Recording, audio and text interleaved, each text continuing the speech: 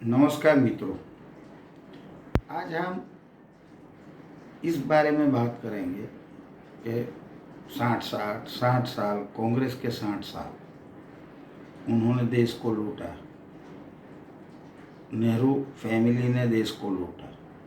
ये बातें हर WhatsApp university जन जन तक पहुंचाई गई। लोगों ने ये सच माना।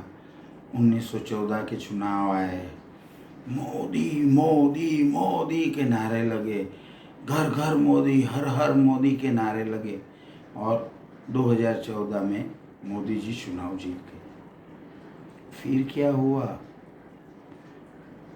एक बात मेरी समझ में आ रही है कि आज जो मोदी शाही के राज में जो ये पूरा देश उनकी बातों में, उनकी वाहियात बातों में आ गया और सोचा कि शायद ये एक आदमी है जो देश को बदल के रख देगा। मगर आज हम देख रहे हैं, हम समझ रहे हैं, हम जान रहे हैं कि 60 साल कांग्रेस के शासन में ऐसी आपदा, ऐसी विपदा हमें कभी नहीं मिली। उसकी वजह है मोदी जी का जो मंशा थी, जो मकसद था, वो सिर्फ और सिर्फ सत्ता हथियाना था। और किसी की आलोचना करके, हमने 3 इडियट मूवी देखा है, उन्होंने ऐसा लिखा है जो सर्किट, मैं उसे 3 इडियट की जगह चौथा इडियट बोलता हूँ। वो ऐसा सोचता था कि दूसरों को बिगाड़ देने से मेरी खुद की आयु बढ़ जाएगी, दूसरों को दूसरी ऐसी मायाजाल में फंसा के मेरी आयु बढ़ जाएगी। ऐसी सोच वाले आदमी है मोदी जी। और उन्होंने साथ किसका लिया? अमित शाह जी का। तो मोदी शाही कहा जाना कोई गलत भी नहीं है। अब देखते रहो कि ये कोरोना काल में भी उन्हें जो एक प्राकृतिक आपदा थी, जो एक विपदा थी, गांधी जी ने 1917 में ये विपदा के बारे में बोला था। और उन्होंने क्या कहा था? उन्होंने कहा था कि ऐसी महामारी जब फैले, लोगों को आगाह किया जाए, कैसे जीना चाहिए, वो उसे देखना कैसे सिखाया जाए, वो सिखाने के बाद सरकार को पीछे हट जाना चाहिए। उन्हें जनता को कभी भी नौकरशाही, तानाशाही के हवाले अगर नहीं करो तो जनता बहुत होशियार है, खुद जीना चाहती है, खुद आगे बढ़ना चाहती है तो वो बढ़ सकती है। लेकिन इन्होंने ये नहीं किया। आज हम 1914 से 2014 से हम देख सकते हैं कि आज तक क्या क्या हुआ। तो हमारी जो लोकतांत्रिक प्रक्रिया थी, लोकतांत्रिक जो ढांचा था, उस पे उन्होंने अटैक करना चालू कर दिया। जज कहते हैं कि हमें फ्रीडम नहीं है, ऐसी बातें हो रही है। और अपने मन की बातें, मन में जो आए वो 8 बजे प्रकट होकर दुनिया को बताना कि ये कर दो, वो कर दो, मैं ये कर रहा हूँ।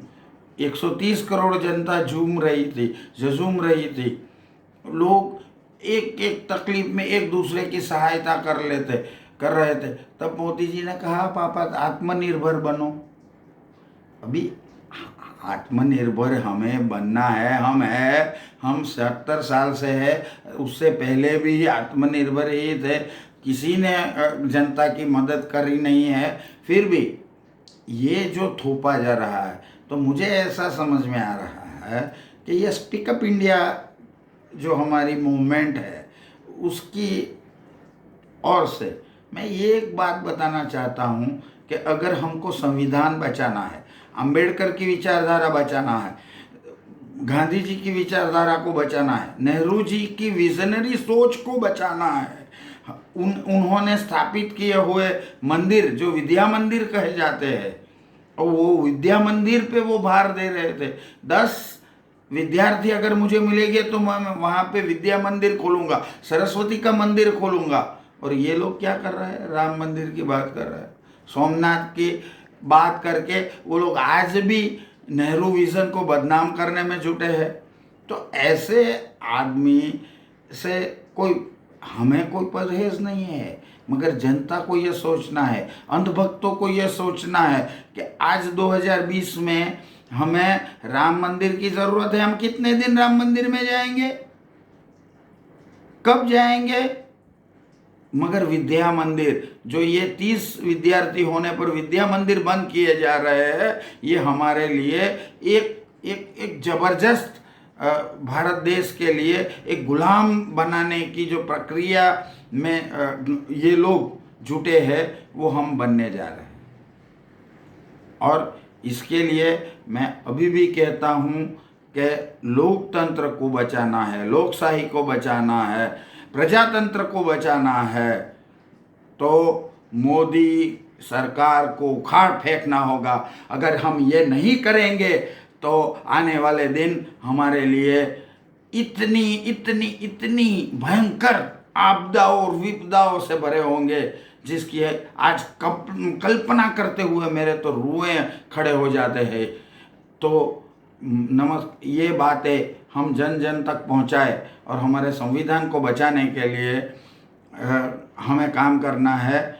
इतना करके जनता को भी सोचना है, लोगों को भी सोचना है क्या करना है। ये कहते हुए मैं मेरा आज स्पीकअप इंडिया का जो भाग है उसकी और संविधान बचाने के लिए जो मैं ये बातें करी, आप जन जन तक पहुँचाए। आप भी अपना ऐसा ही कुछ अपनी सोच रखे और संविधान बचाने के लिए कुछ करने की सोच रखे और अपने ऐसे वीडियो वायरल करे।